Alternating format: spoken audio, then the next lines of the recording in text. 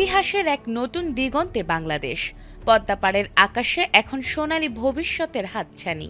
সব অপেক্ষার অবসান ঘটিয়ে রূপপুর পারমাণবিক বিদ্যুৎ কেন্দ্রের প্রথম ইউনিটে শুরু হচ্ছে তেজস্ক্রিয় জ্বালানি ইউরেনিয়াম লোডিং। বাংলাদেশের ইতিহাসে পরমাণু শক্তি উৎপাদনের এটি প্রথম পদক্ষেপ। ১৬৩টি ফুয়েল বান্ডেলের হাত ধরে দেশ এখন প্রবেশ করছে এক নতুন জ্বালানি যুগে।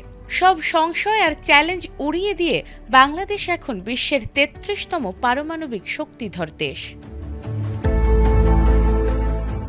এক যুগের দীর্ঘ প্রতীক্ষা আর অজস্র চ্যালেঞ্জ জয়ের গল্প।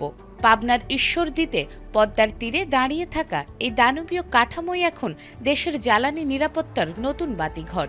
মঙ্গলবার বাংলাদেশ সময় গণনা শুরু করল তার প্রথম পারমাণবিক বিদ্যুৎ উৎপাদনের।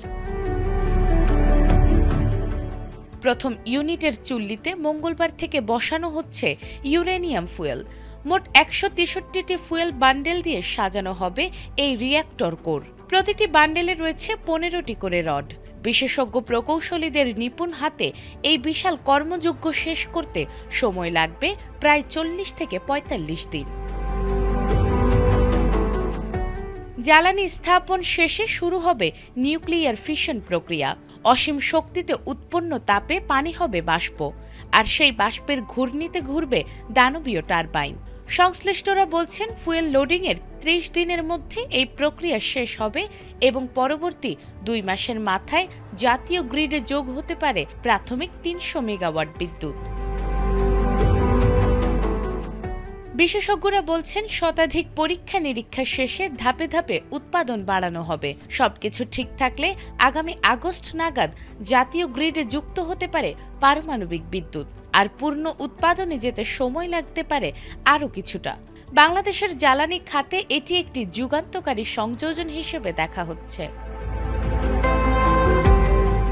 পদ্মাপাড়ের এই নিভৃত পল্লী এখন বিশ্ব পরমাণু মানচিত্রে এক পরিচিত নাম। মঙ্গলবার থেকে যে জ্বালানি লোডিং শুরু হলো তা কেবল ঘরকে আলোকিত করবে না, বরং বাংলাদেশের শিল্পায়ন ও স্মার্ট অর্থনীতির পথকেও করবে প্রশস্ত। নাজমুন নাহার জান্নাত, এটিএন বাংলা।